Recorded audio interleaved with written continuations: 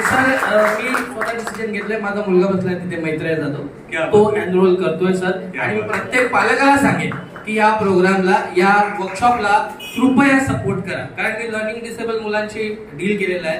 जवळजवळ 17 learning disable मुलं मी स्वतः SSC क्वालिफाय करून दिलेत. काय प्रॉब्लेम असतो मेमरी जेव्हा वीक होते तेव्हा. एक मुलाचं उदाहरण सांगेन. विक्की जोशी करून आपल्या विरारचाच मुलगा आहे.